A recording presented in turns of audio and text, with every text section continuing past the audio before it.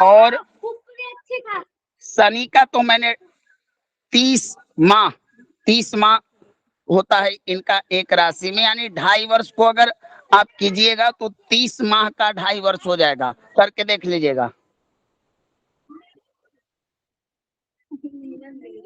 जी गुरु जी, होता है ना? 24-36। हाँ, 24-36 ठीक है गुरु। और राहु और केतु का 18 ठीक था ना? जी जी जी भगवान। हाँ, चलिए एक क्लियर हुआ। अब प्रभु एक ग्रह लड़के लोग हल्ला मत करो। अब ये जो ग्रह होते हैं प्रभु, वो राशि प्रवेश के पूर्व और पश्चात अपने शुभाशुभ फलों की सूचना देते हैं। इसीलिए श्लोक का मैंने बताया, राशि प्रवेशे सूर्यारौ मध्य शुक्र बृहस्पतौ, यानी कि राशि प्रवेश सूर्यारौ और मध्य शुक्र बृहस्पतौ। आपको लिखना है 5 दिन पूर्व सूर्य देवता किसी राशि में जाने के 5 दिन पूर्व शुभाशुभ की सूचना देते हैं। इसको ऐड कर लीजिए। ग्रहों का राशि प्रवेश,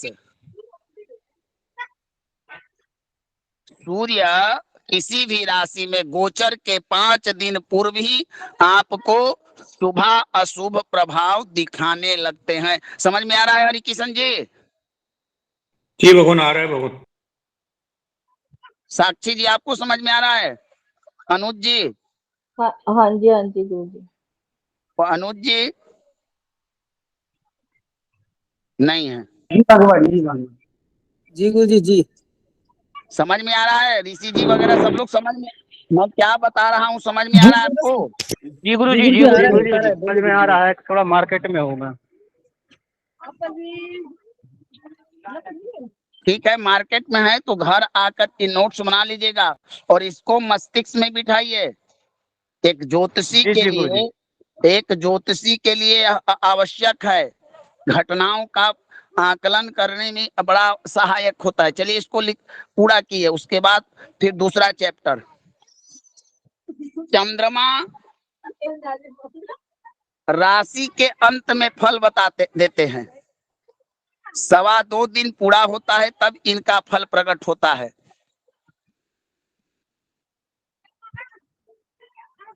जी गुरु जी। मंगल 8 दिन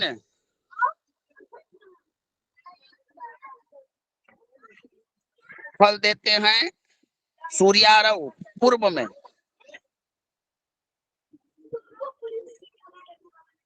गुरुजी क्या लिखे हैं इसमें मंगल में? मंगल सूर्यारव, अरि किसको कहते हैं? अरि माने शत्रु है। मंगल जो होता है प्रभु, सूर्य मंगल, सूर्य 5 दिन पूर्व और मंगल 8 दिन पूर्व अपना फल प्रकट करते हैं।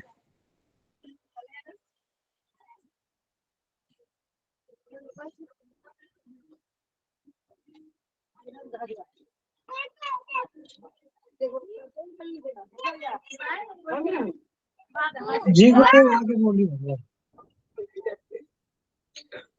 और शुभ ग्रह में कौन कौन से ग्रह हैं बताइए तो हमको।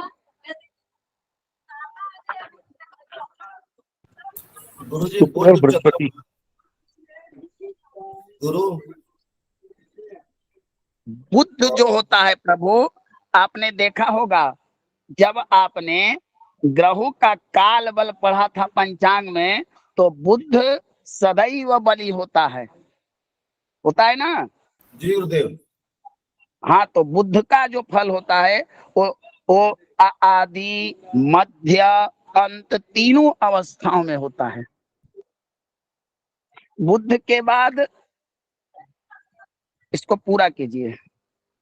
बुध के बाद प्रभु बृहस्पति और शुक्र ये मध्य में फल देते हैं,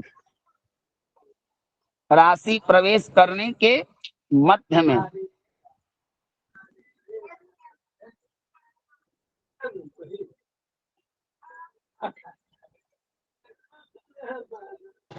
कौन कौन से कह गुरु जी?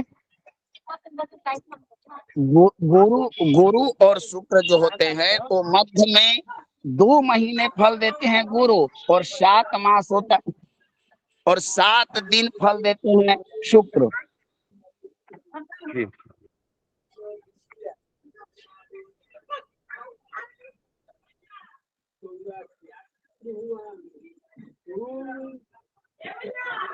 गुरु जी दोबारा से बताना जी एक बार। गुरु प्रभु 13 महीने के भोग काल में 13 का अगर हम बीच का अंक निकाले तो कितना आएगा, कितना मास? 13 को डिवाइड करें तो 6.5 मास है ना? 6.5 माह। 6.5 मास में जो बीच का समय होता है उसमें 2 महीने ये फल देते हैं गुरु। मध्य मध्य समझ में आता है आपको ना? जी जी, बीच। 13 को 3 भाग कीजिए, 1 भाग आगे, तो 13 का पहला भाग कितना आएगा बताइए? 13 मास का पहला भाग 4 सवा 4 महीने के आसपास। 4 माह और 10 4 दिन। माह 7 दिन। 10 दिन। और मध्य भाग 4.25 महीने के आसपास। हाँ, 4.25 महीना। और मध्य भाग वही सेम 4 माह 10 दिन। हाँ, तो आगे का छोड़कर इनका फल जो होता है गोचर में वो मध्य में होता है। यही देखना है आपको। ऐसा ना कि आप फलित करने गए या देखे कि गुरु प्रवेश किए तो तुम्हारा शुभ अशुभ कहने नहीं। गुरु पहले जाते हैं, शुभग्रह हैं, गुरु हैं, बैठते हैं, सब वहां पर अपना कुछ समय बिताने के पास जातक को फल देते हैं, ठीक ना? क्योंकि कार्यकाल लंबा, क्योंकि इनका कार्यकाल लंबा ना है प्रभु। 13 महीने एक जगह पर रहना है, बताइए। गुरु जी सत्य है, गुरु जी ठीक। अब आप एक दिन कहीं घूमने गए और जेब का सारा पैसा खर्चा करके चलाए, और आपको वहां पर रहना है 2 वर्ष 3 वर्ष, तो उस हिसाब से ना आप अपना खर्च कीजिएगा। बोलिए चानन जी। जी जी जी गुरु जी। जी गुरु जी। चलिए, 13 मास में 2 मास इनका फल विशेष प्रकट होता है या देते हैं। बात करते हैं शुक्र की। 2 मास शुक्र लिखवाया, 4 माह 10 दिन लिखा है, कुछ लिखवाया था आपने मगनो भी बीच का। बीच में 4 माह 10 दिन देगा ना फल, तो मध्य में। अब देखिए 13 मास का जो मध्य भाग में जितना महीना दिन आए वो गुरु फल देंगे, ठीक है ना? हाँ, मतलब 4 माह 10 दिन के लिए हुआ ना जी। हाँ ठीक है, 4 माह 10 दिन ही इसको मान लीजिए। शुक्र के पास गुरु की अपेक्षा बहुत ही कम समय प्राप्त है एक राशि में। अब इसका भी एक रीजन है, तर्क है, सिद्धांत है। चूंकि शुक्र भौतिक सुखों के प्रदाता है, कारकत्व है, स्त्री कारक है, व्यसन कारक है, भोग कारक है। अगर भोग भोग एक मनुष्य के पास ज्यादा रहेगा तो जातक धर्म के पथ से, अपने लक्ष्य से, सामाजिकता से, पारिवारिकता से, व्यवहारिकता से पथच्युत हो जाएगा ना? बताइए। जी भगवान। किसी व्यक्ति के पास संसार के सब सुख प्राप्त हो जाए तो उस व्यक्ति का पतन होना सुनिश्चित है कि नहीं? जी जी गुरुदेव अवश्य। तो इसलिए भोग को कम समय दिया गया और ज्ञान को अधिक समय दिया गया। रीते ज्ञानात मुक्ति है, भोगात मुक्ति कहीं नहीं प्राप्त होता है, लेकिन ज्ञानात मुक्ति वेद कहता है। रीते ज्ञानात मुक्ति, ज्ञान से मोक्ष प्राप्त हो सकता है, लेकिन भोग से बंधन मिल सकता है, लेकिन मुक्ति की कामना नहीं करे, है ना? क्या समझ में आ रहा है जो मैं तर्क दे रहा हूं? जी जी भगवान। इसलिए भोग को नियंत्रित करके रखा गया है कि ताकि किसी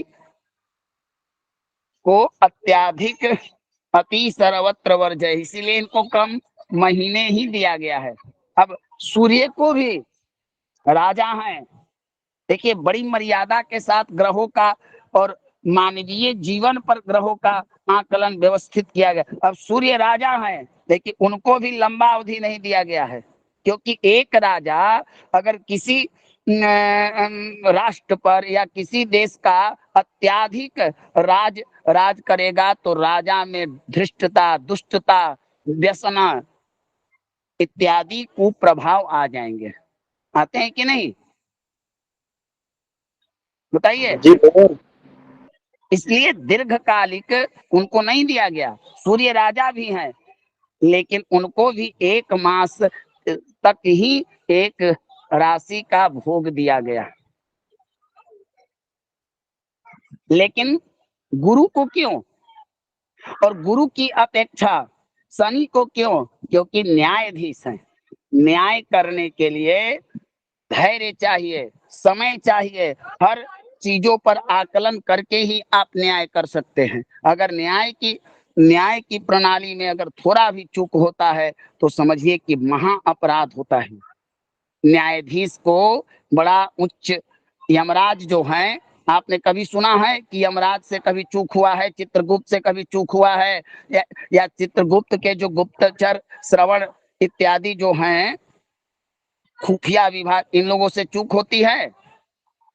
सुना है कभी? बताइए।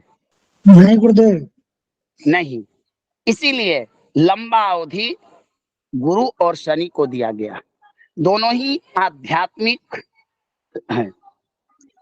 तो शुक्र को 7 दिन एक राशि में, 1 मास में 7 दिन जो मध्य का है, अब 1 महीने का 15 दिन, 7.5 दिन हुआ, 1 भाग हुआ ना? बताइए। जी भगवान। जी तो 15 दिन में 7 दिन, 7.5 के बाद 15 तक 7 दिन इनका फल होता है। दिखाते हैं। शनि 2.5 वर्ष में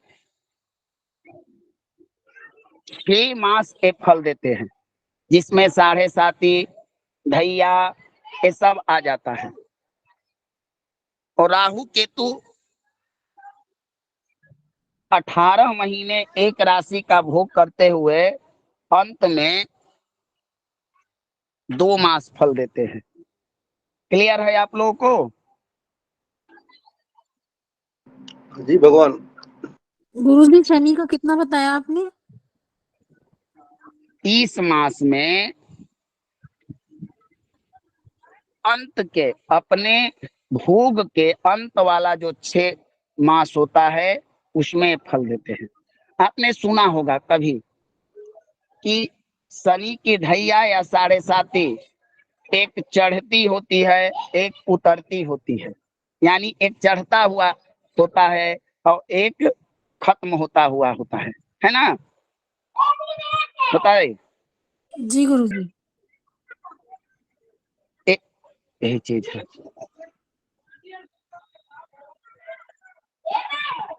अगर आप लोगों का ये प्रकरण में से कोई प्रश्न हो तो पूछ लीजिए, क्लियर कर दूं, न तो मैं दूसरा विषय यहाँ पर लाना चाहता हूँ। ये अगर क्लियर हो तो मैं आगे बढ़ूं। जी भगवान क्लियर है, आगे चले हम। ये भगवान एक सवाल एक क्वेश्चन था। ये सूर्य 5 दिन पूर्व कितने समय तक देता है फल और चंद्रमा? जैसे मान लीजिए कि सूर्य भगवान आपके नीच राशि में प्रवेश करने वाले हैं आपके जन्म राशि से, ठीक ना? हेलो। जी जी। तो राशि प्रवेश मान लीजिए उनका 17, मान लीजिए कि हम उदाहरण दे रहे हैं, मेरे पास पंचांग वगैरह कुछ नहीं है, और मैं कुछ जो मन में स्मृतियां हैं उसी के आधार पर बता रहा हूँ, नोट्स भी नहीं है क्योंकि मैं छत पर खड़ा होकर पढ़ा रहा हूँ। तो मान लीजिए कि अभी सूर्य का अगला संक्रमण काल कौन सा होगा। जैसे एक बात जानते हैं कि एक मास में सूर्य का राशि परिवर्तन होना सुनिश्चित है, ठीक है ना? तो इस महीना थोड़ा बढ़ेगा। मान लीजिए कि अभी अगस्त में ही सूर्य का संक्रमण होगा ना? बताइए ना, हाँ या ना? जी भगवान। जी भगवान। मान लीजिए मोटा तौर पर, स्थूल तौर पर 16 अगस्त को सूर्य का संक्रमण होना है। तो 16 अगस्त से 5 दिन पहले 11 अगस्त तक ही जातक को वो अपना फल देना शुरू कर देंगे। जी जी। और ये कितने समय तक फल देते हैं पूर्ण? ये फल तो भगवान राशि में जब तक रहेंगे 1 महीने देंगे, लेकिन ये सूचना देते हैं कि हम भाई आपके लिए लक्षण दिखाते हैं, उसका आपको अनुभूति कराते हैं। क्या समझ में आया? जी जी जी जी जी। तो चंद्रमा का गुरुदेव कैसे है? चंद्रमा सवा राशि के अंतिम में देते हैं कितने दिन? भगवान। 2.25 दिन है तो उनका तो 2.25 दिन के बाद जब राशि परिवर्तन करेंगे तो राशि परिवर्तन का दूसरे राशि के जाने के पूर्व ही वो अपना दिखाते हैं, तभी तो हमारे यहाँ दैनिक राशि फल होता है जी। प्रतिदिन। प्रतिदिन का जो राशि फल निकाला जाता है वो कहाँ से निकलता है? सूर्य से या बृहस्पति से, चंद्रमा से तो ही निकलता है। जी जी, चंद्रमा से निकलता है। आज आज आपके राशि में चंद्रमा है कि आपको धन लाभ होगा, तो आज से 2.25 दिन के बाद आपको धन हानि भी हो सकता है। क्या अर्थात जब प्रवेश करेंगे वहां से 2.25 दिन। 2.25 दिन ही उनको राशि परिवर्तन करना होता है ना। तो राशि प्रवेश से 2.25 दिन फल देते हैं, कहने का तात्पर्य। मेरे कहने का तात्पर्य है कि ये जो प्रवेश के पूर्व, प्रवेश के मध्य और प्रवेश के अंत में ये अपना प्रभाव दिखाते हैं। जैसे आपके पास कोई प्रश्न आया कि गुरुजी यह बताइए कि सूर्य देवता 14-15 अगस्त को हमारे उच्च राशि में जाएंगे, तो इसका फल हमको कब दिखने लगेगा? तो आप एक अंदाजा लगाइएगा कि आपको 10 अगस्त से ही इसका फल दिखने लगेगा। जी, सूर्य का समझ में आ गया, चंद्रमा का समझ में नहीं आया। जब अंत में देते हैं तब वो राशि परिवर्तन होता है उनका, तब फल कब मिलेगा? उसी समय, क्योंकि चंद्रमा का फल अल्प होता है, दीर्घ नहीं होता है, लंबा नहीं होता है, वो एक दिनात्मक ही फल होता है, ज्यादा 2 दिन। तो आपने अंत में लिखा था इसलिए पूछ रहा हूँ जी। अंत तो में मैं 2-4 घंटे समझ लीजिए आप, 2-4 घंटे, अंत के 2-4 घंटे में। और क्या? हाँ, ऐसा बोल दीजिए कोई। है ना? जैसे मान लीजिए कि आपको यह निकालना होगा कि 24 घंटे में एक दिन होता है ना। जी होता है गुरुदेव। तो एक राशि का वो 24 घंटे में भोग करते हैं, तो 2.25 राशि का कितने घंटे में भोग करेंगे? ये तो आप निकाल सकते हैं ना कैलकुलेशन कर। जी 48 और 12 8 घंटे, हैं? 60 घंटे गुरु जी। तो 60 घंटे आएगा, 60 घंटे में जब उनका 60वां घंटा पूरा होना होगा तो 60 का अंतिम भाग कहाँ से शुरू होगा? 60 यानी 50 घंटा जब वो पूरा कर लेंगे तो शेष बचे 10 घंटे उनका फल होगा। जी अच्छा, जी भगवान। जी जी समझ में आया? जी जी समझ गया। और राहु केतु अंत के 2 मास। हाँ,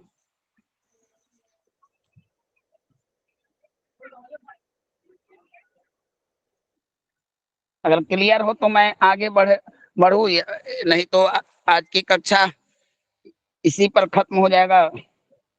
बोलिए। जी बढ़िया गुरुदेव, आगे। आप लोग जानते हैं कि आपके जीवन में, हर मनुष्य के जीवन में, हर व्यक्ति के लाइफ में, हर व्यक्ति के लाइफ में, चाहे अच्छा या बुरा हो, कुछ लोग मित्र होते हैं, कुछ शत्रु होते हैं, कुछ प्रिय होते हैं, कुछ अप्रिय होते हैं। होते हैं कि नहीं? जी होते हैं। और बताइए। जी गुरु जी, होते हैं। उसी प्रकार हमारे यहाँ राशियां कितनी है? 12। 12। इन 12 राशियों को हम द्वादश भाव भी कहते हैं, और 12 राशियां ही 12 लग्न भी बनते हैं ना। जी भगवान। अब मेष से काल पुरुष का पहचान शुरू होता है। काल पुरुष का मेष राशि से मीन पर्यंत एक पुरुष की आकृति का नराकार चक्र में मेष से मीन पर्यंत 12 राशियां स्थित हैं। ये 12 अंगों का प्रतिनिधित्व करती है। हर जातक का, हर व्यक्ति का एक ना एक 12 में से कोई लग्न होता है जन्म का। होता है कि नहीं? जी होता है।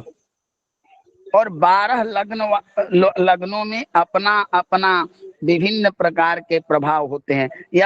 यह देखा नहीं जाता है कि मेष लग्न वाले धनु जैसा प्रभाव दिखाएंगे, धनु वाले मेष जैसा प्रभाव दिखाएंगे। जी नहीं। ठीक। अगर कोई व्यक्ति अपने प्रिय व्यक्ति के यहाँ, मित्र के यहाँ, या ऐसे व्यक्ति के यहाँ जहाँ उसे प्रसन्नता मिले, जहाँ उसका रिलेशनशिप जुड़ा हुआ हो, जहाँ उसका मान सम्मान मिले, उस स्थान पर जाकर अपने को क्या अनुभूत करता है? अच्छा या बुरा? जी आनंदित और अच्छा। उसी प्रकार इन 12 लग्नों के लिए कुछ ग्रहों को शुभ बताया गया है और कुछ ग्रहों को अशुभ बताया गया है।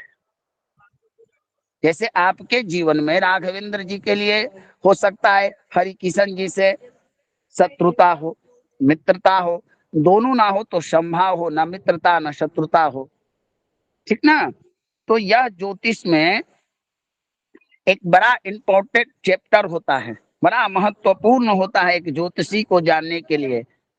इससे आपको बहुत सारे फायदा मिलते हैं। अब हम किसी ग्रह का जन्म पत्रिका को देख रहे हैं तो हम तुरंत टारगेट कर सकते हैं कि धनु लगन के लिए कौन सा ग्रह अशुभ होगा और कौन सा ग्रह योग कारक होगा। ठीक ना? जी गुरुदेव।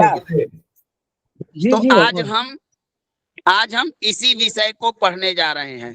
तो सबसे पहले आपको क्या करना है, एक 12 भावों के लिए एक कॉलम तैयार कीजिए।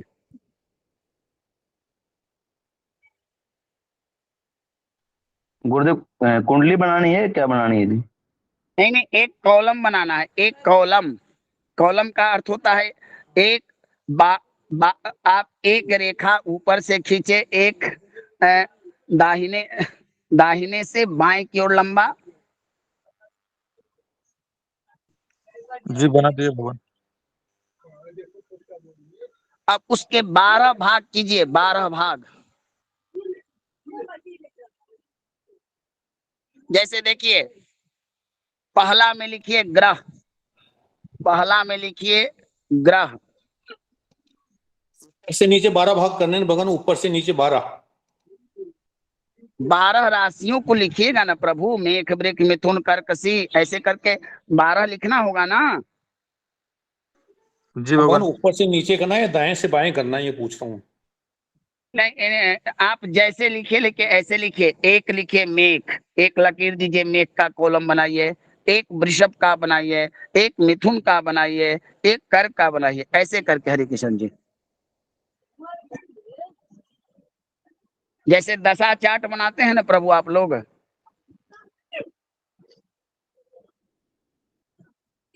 चलिए मैं बोलते चलता हूं, उसको लिखिए। पहला लिखिए, एक कॉलम में मेष,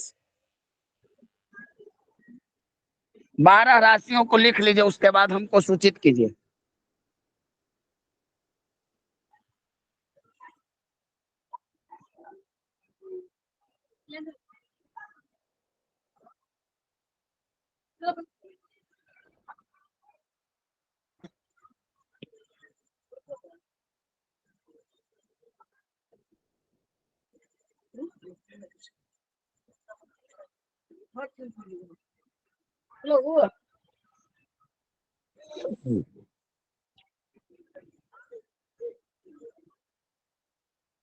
जी गुरु जी लिख गए। भगवान।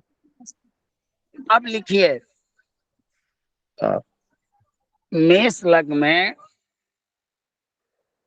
आप लिखिए एक उस जो कॉलम के दाईं ओर शुभ ग्रह।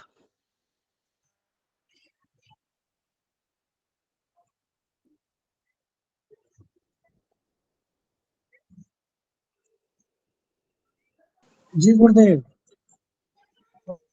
ऐसा कीजिए, आप लोग लिखिए मत, लिख लीजिएगा। मैं आपको उसका एक फोटो ही भेज देता हूँ, ठीक ना। जी जी भगवान जी। ठीक है, मैं समझा देता हूँ, क्या ठीक रहेगा ना। जी भगवान जी बहुत भगवान। अच्छा है। जी जी भगवान। चर्चा कर दूंगा, समय भी बचत हो जाएगा।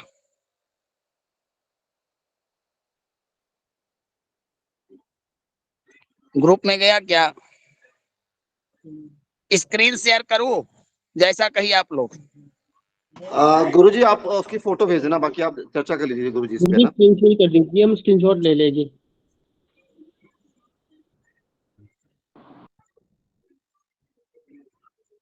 गया? जी भगवान आ गया। जी गुरु जी आ गए। चलिए, तो तो लिखना तो आप लोग इसको नोट कर लीजिएगा ना, कल हम इसको व्याख्यान कर सकते हैं। जी भगवान कर सकते हैं। चलिए, अब देखिए प्रभु, मेष लग्न में शुभग्रह, शुभता किसको किसको प्राप्त होती है? तो पहला सूर्य। क्यों क्यों प्रभु? प्रश्न भी आया, क्योंकि मेष राशि सूर्य की उच्च राशि है ना। बोलिए। जी जी गुरुदेव। तो मेष लगन वाले जातक के लिए सूर्य क्या होगा? किसी भी सिचुएशन शुभ में होगा, क्या? शुभ। शुभ होगा भगवान। समझ में आ रहा है बाकी लोगों को मैं क्या बताना चाहता हूँ? जी गुरु जी। बस 2-4 लोग बोल रहे हैं, बाकी लोग फिर कहेंगे समझ नहीं आया। एक बार जी गुरु जी बताइए। जी गुरु जी समझ में आ रहा है। हाँ, तो मेष लगन में सूर्य, चंद्रमा, मंगल, इन 3 ग्रहों को शुभता प्राप्त हुई। मंगल को शुभता क्यों प्राप्त हुई प्रभु? उसी का तो अपना लग्न है, अपना राशि है, तो शुभ होगा ही। बोलिए। जी गुरुदेव जी। अच्छा, क्योंकि बुद्ध के साथ संबंध अच्छा नहीं है, इसलिए यहाँ अच्छा मेख लगन में बुद्ध पापी क्यों हुआ ये भी जान लीजिए। पहला कि बुद्ध की मूल त्रिकोण राशि छठे भाव में पड़ती है ना। जी जी गुरुदेव। जो भाव रोग और ऋण रिपु का होता है, तो इसलिए इसे यहाँ पर पापी माना गया।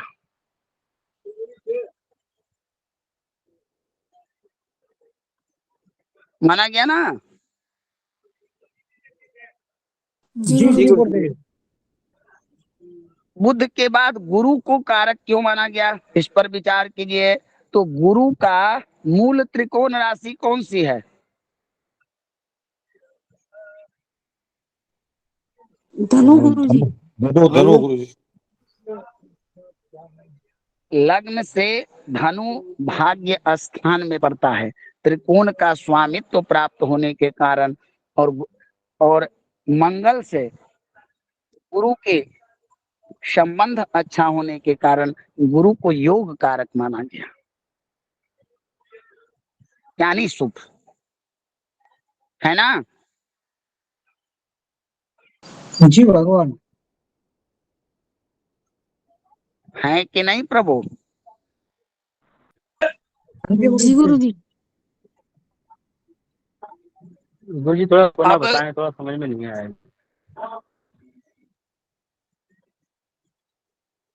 अनुज जी कभी कभी ऐसे बच्चों वाला बात करते हैं प्रभु, आप भी क्या समझ में नहीं, बताइए प्रभु। मेख लगन में गुरु को किस भाव का स्वामित्व प्राप्त है?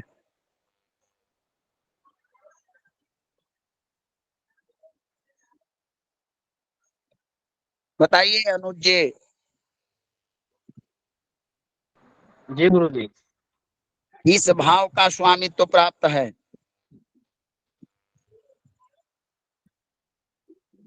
प्रभु धनु का।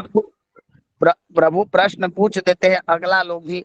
आप प्रश्न जब पूछिए तो तात्कालिक उसका प्रत्युत्तर दीजिए। जब मैं पूछूं तो कि मेख लग्न में गुरु का किस भाव का स्वामित्व प्राप्त है? नवम भाव। धनु का त्रिकोण का नवम भाग जी।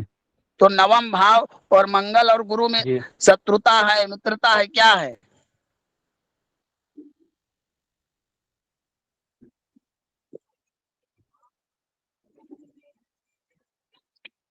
चलिए आप पंचांग को देखिए। पंचांग में नैसर्गिक मित्रता और शत्रुता का चक्र होता है, इसलिए वहां से देखिए। चलिए यहाँ पर गुरु को शुभ ग्रह माना गया है मेख लगन वालों के लिए, और यहाँ पर पापी ग्रह होते हैं शुक्र और शनि। क्यों? शनि को इसलिए माना गया है कि शनि के साथ इस लग्न में सूर्य कारक होते हैं, उच्च होते हैं मेख राशि में, और मंगल के साथ शनि की क्या है बताइए, शत्रुता या मित्रता? शत्रुता है वो। फर्म है ना।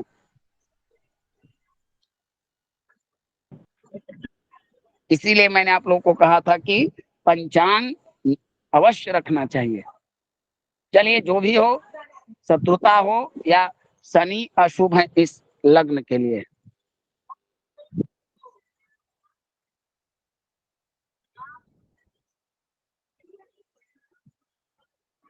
समझ में आया कि नहीं?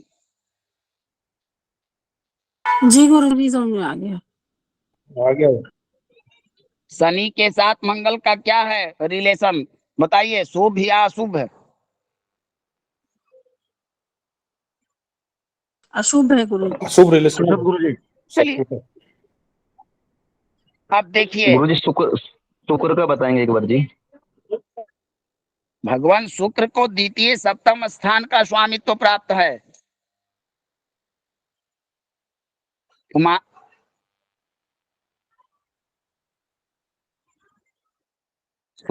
शुक्र को द्वितीय सप्तम स्थान का दो मार्ग के इस भाव का नेतृत्व कर अशुभता इनको हुई। मेख लगन वालों के लिए शुक्र है कोई ऐसा भाव जो उनको शुभ प्राप्त हो? बताइए। नहीं है गुरुजी। तो इसलिए मेष लगन वालों के लिए अशुभ ग्रह कौन कौन हुए? शुक्र और शनि, ठीक ना?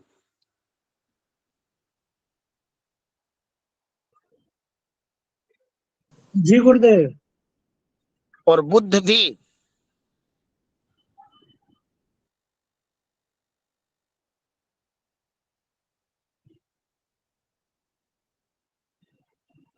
अब चलिए बात करते हैं वृषभ लगन की।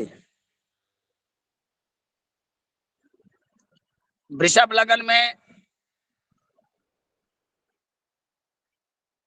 सूर्य,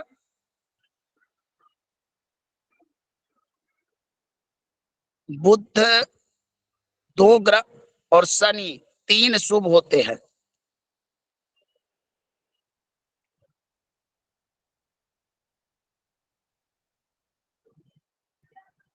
गुरुजी बुद्ध में पापी मारक शुभ मारक भी तो लिखा है। नहीं नहीं, आप मारक लिख सकते हैं। आप, मैंने क्या कहा? मारक का अर्थ अशुभ ही तो होता है प्रभु ना। बोलिए, आप उसको मारक से इंकित कर दीजिए। गुरुजी वहाँ पे शुभ भी तो लिखा है बुद्ध में। जहां मारक लिखा है उसे मारक कहिए ना प्रभु। इसमें हर्जा क्या है, समझना आपको है ना।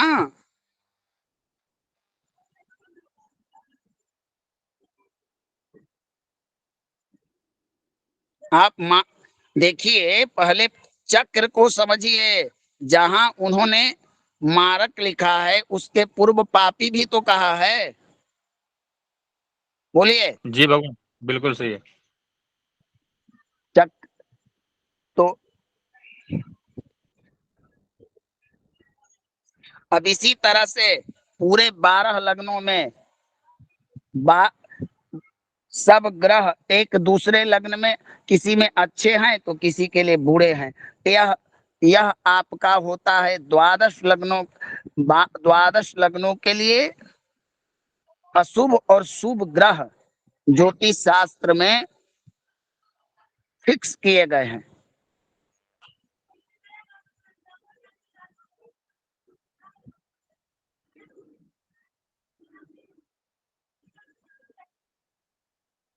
अब इसका प्रयोजन क्या है प्रभु, ये भी जान लीजिए।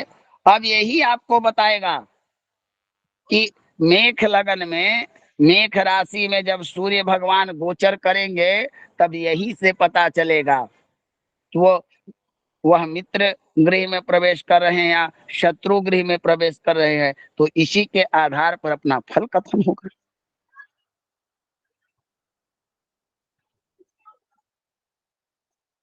समझ में आया? जी गुरुदेव। पुनः एक बार प्रभु इसमें ऐसा समझिए कि जो ग्रह जिस लग्न के लिए शुभ है, अगर घूमते हुए भचक्र में उस क्षेत्र में, उस कक्षा में, उस ग्रह के राशि में प्रवेश करेगा तो शुभाशुभ फल शुभ और अशुभ होने के कारण ही न देगा। जी जी समझ में आ गया।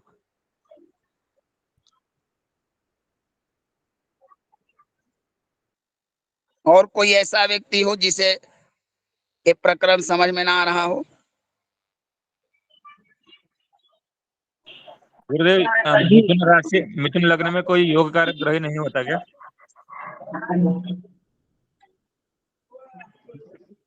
जी प्रभु। मिथुन लग्न में कोई भी ग्रह योग कारक नहीं होता क्या?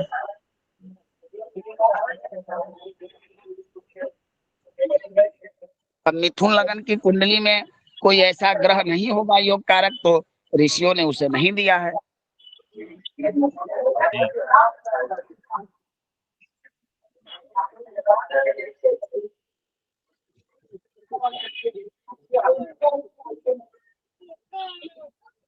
और कोई प्रश्न?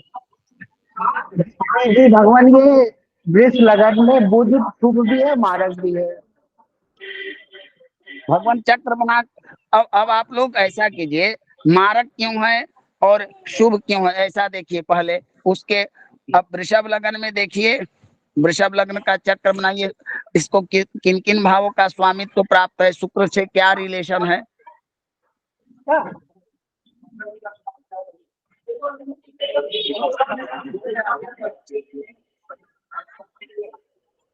बताइए।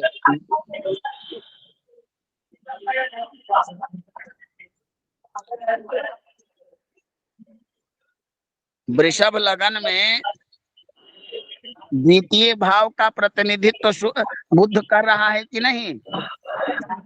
जी भगवान।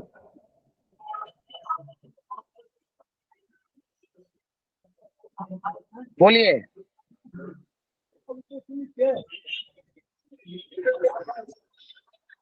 द्वितीय भाव का प्रतिनिधि, और उसका जो अगली राशि कन्या राशि कहाँ पर रही है बताइए।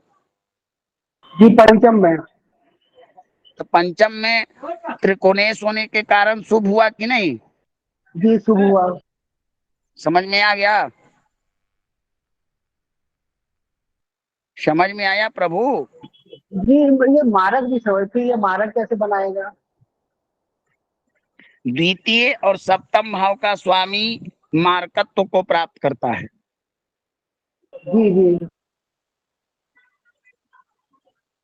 चलिए,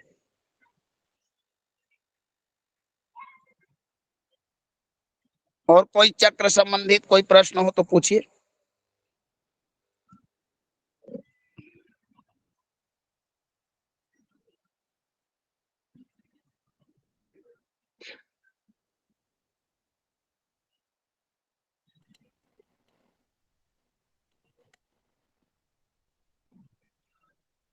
हाँ बोलिए हरि किशन जी।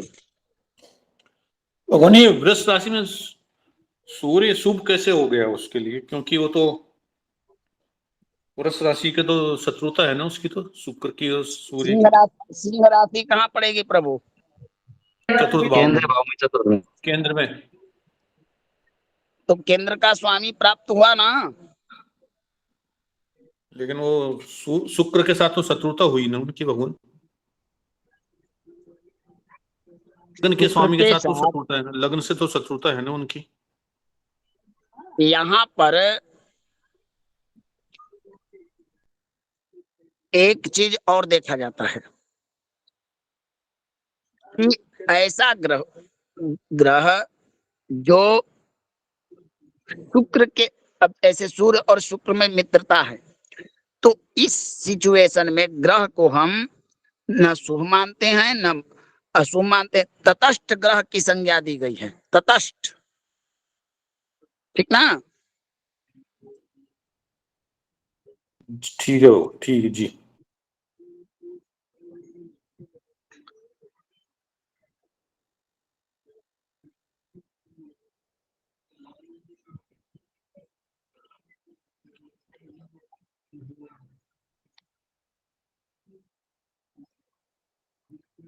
और कोई प्रश्न।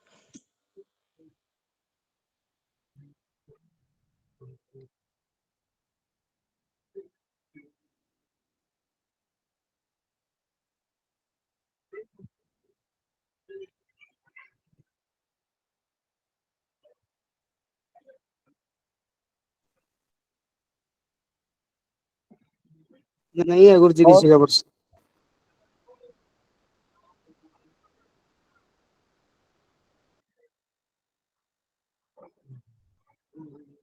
समझ में आ रहा है आप लोगों को कि कोई कंफ्यूजन है, ये बताइए। क्योंकि नहीं भगवान, ये समझ में आ रहा है। ये जो चक्र है वो किसी भी मत से मतांतर नहीं है, कोई अलग नहीं है, सारे ग्रंथों के आधार पर ही इसको बनाया गया है, तो इसमें कोई त्रुटि नहीं है।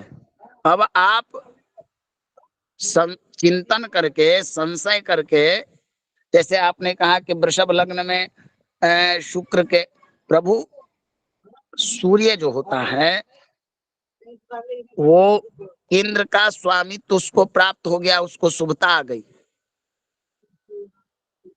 अब यही तो विडंबना है, यही तो ज्योतिष का कहीं।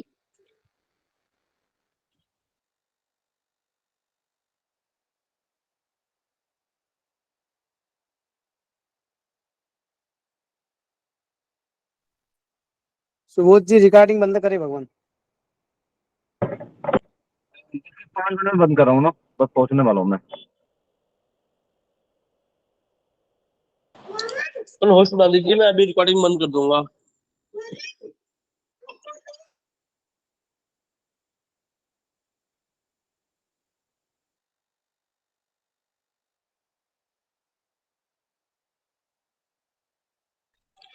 हरिकिशन जी, जी भगवान। ये बताइए सूर्य के साथ और किसकी शत्रुता है?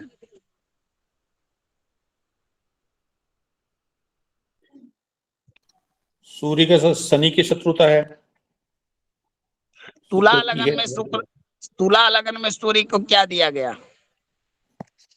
तुला लग्न में पार्टी नीचे वहां पर नीच क्यों हुआ?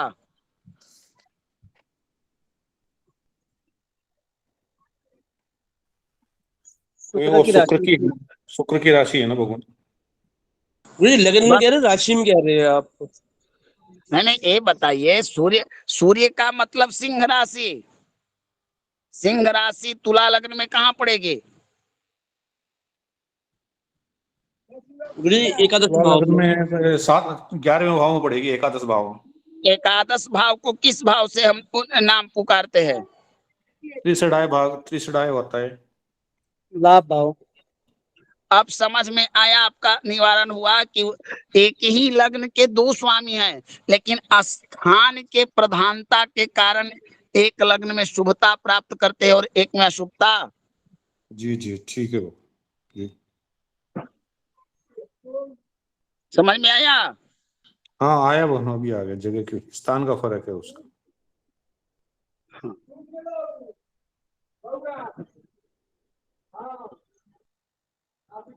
और बताइए, और किसी को कोई समस्या है? आज 2 चैप्टर बताए गए हैं, दोनों चैप्टर में से कल हम सीधे अब सीधे बताइए। गुरुजी मिथुन लग्न की कुंडली में ये जो धनु राशि है, ये केंद्र भाव में, सप्तम भाव में और दसम भाव में है, तो इसमें पापी और मारक दिखा रखे है जी। नहीं, ये मिथुन लग्न की कुंडली में जी, मिथुन लग्न की कुंडली में जी सप्तम भाव मारक और पापी दिखा रखे हैं जी। गुरु के साथ बुद्ध का क्या संबंध है प्रभु?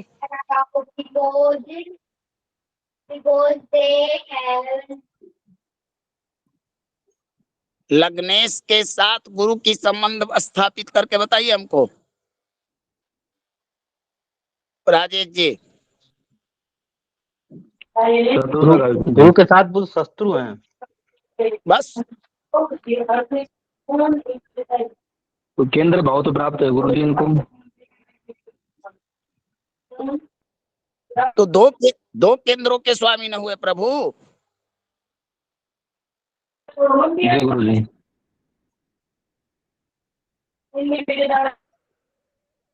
चलिए समझ में आ गया राजेश जी? जी गुरुजी। चलिए अब बोलिए नीतू जी। गुरुजी ये आपने बताया ना शनि 2.5 वर्ष में से अंत के 6 मास के फल देते हैं, तो गुरुजी बाकी का फिर टाइम?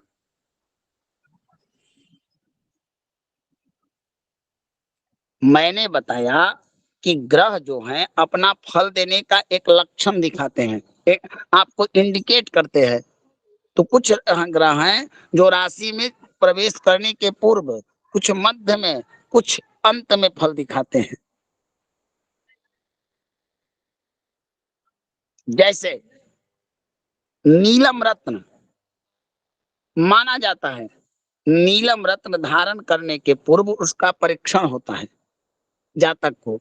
अब वह परीक्षण में अब धारण करने पर भी फल दिखाएंगे, लेकिन धारण के पूर्व भी उसका फल दिखाते हैं। होता है कि नहीं ऐसा? जी गुरुजी।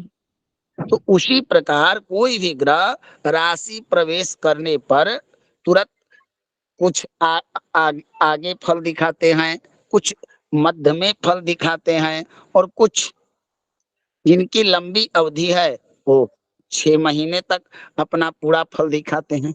इस तरह से जानना चाहिए। अब आपको जो जी कंफ्यूजन है उसको क्लियर कीजिए। जी गुरुजी। क्या कंफ्यूजन है अभी भी आपको? जी गुरुजी, फिर बाकी के मतलब 6 महीने, जैसे 24 महीने बचे ना पहले वाले, हाँ, उसमें क्या होता है? मतलब ये नहीं समझ में आ रहा थोड़ा।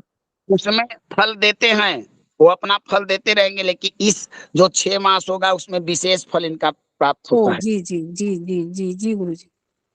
जी गुरुजी, समझ में आ गया। भोजन कैसे है कि 12 महीने हम लोग घर में भोजन बनाकर प्रतिदिन कुछ ना कुछ करते हैं प्रसाद, लेकिन एक होता है दीपावली, एक होता है त्योहार, पर्व, उत्सव, इस दिन कुछ विशेष होता है ना। जी जी जी जी गुरुजी, समझ में आ गया। हाँ। और कोई प्रश्न किन्हीं का?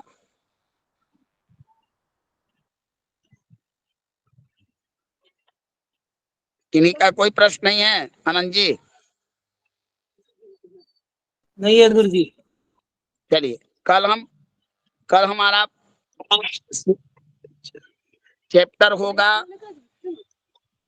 सूर्य